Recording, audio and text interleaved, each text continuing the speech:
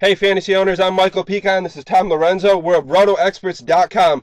We're here at the Sirius XM radio studios to go a little one-on-one for your first pick in your fantasy NBA drafts. Now, Tom, you recently had the number one pick in Yahoo Magazine's expert mock drafts. That's right. Who did you take? I went with Kevin Durant. For me, it was a little bit of an easy choice.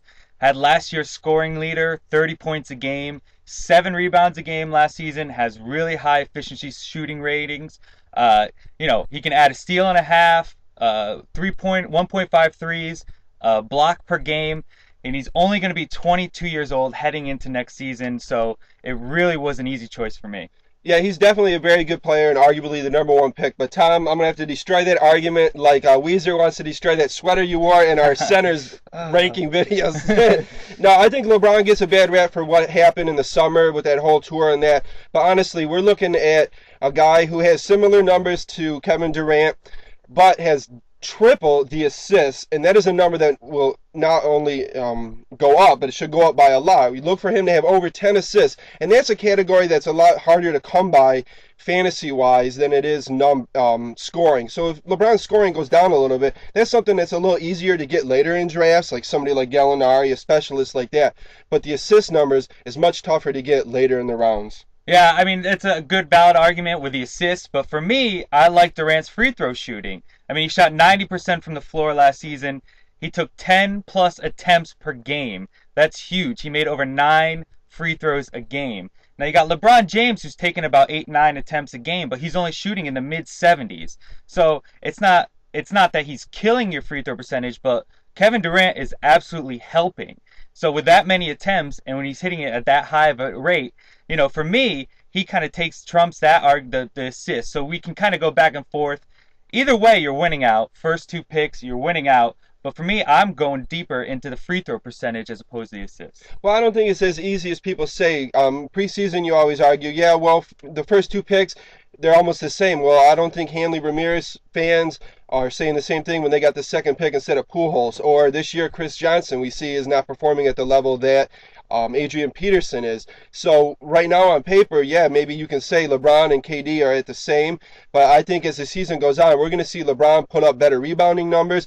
His field goal percentage will improve as it has because he'll be more selective in his shots, and also he won't be triple teamed. I mean, if he can put up those numbers that he did in Cleveland with a guy named Booby on his team, I think he's going to be able to perform at or above the level that he has the last few years on a much better Miami team. I mean, don't get me wrong. I have nothing against LeBron. I think he's a fantastic talent.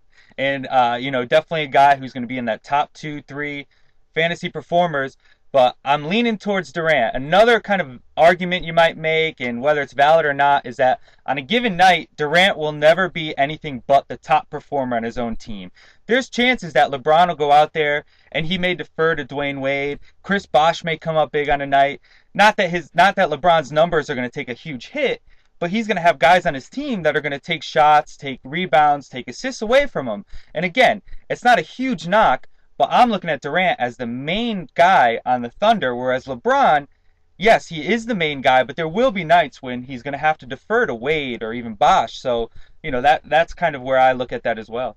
Yeah, I agree. There'll be some deferment, but that'll be more in the point category, and that's why Kevin Durant's assist numbers are less than 3, whereas LeBron's are at over 8. And like I said, this year I look for him to be over 10. So yeah, the Thunder has to rely on Durant, but they have to rely on him more for scoring as opposed to the other categories. And in fantasy basketball, you want that guy that's going to fill the stat sheet, across the board. And in my opinion, LeBron is that guy.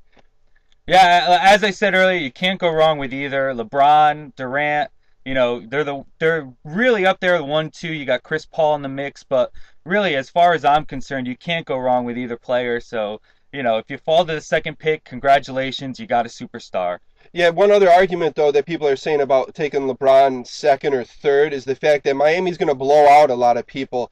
Well, if you look at Cleveland or LeBron's stats last year, in blowout games, he still averaged 30 points, over 7 assists. So, yeah, Miami will blow out some people. But where do you think those points are going to come from? And actually, that's better. So LeBron will get that production maybe in 3 maybe 3.5 quarters and be well rested and not wore down as far as the season goes. So don't buy into that blowout argument. LeBron is going to get those stats because he's on the court and help lead his team to that blowout. So although he may not play a full fourth quarter, he's still going to fill them stats. Yeah, I mean, absolutely. You can look at it both ways. The blowout wins, getting LeBron out there in the court. Look at that argument as well. If they're up, if they have 65 wins, and they're locked for the number one seed, maybe he rests. But I think they're going to want to chase that Chicago Bulls record. I think they want to get up there, 72 wins. So I'm not saying it'll happen, but if they're up there and they have a chance, I don't think he'll rest at the end of the season because I think he's going to want to chase that record. And there's another reason to take LeBron at number one. Uh, But yeah, whoever you take at number one, well, join us again here on Roto Clips at RotoExperts.com as we discuss who to take at number two. I'm Michael Pichan. This is Tom Lorenzo from RotoExperts.com.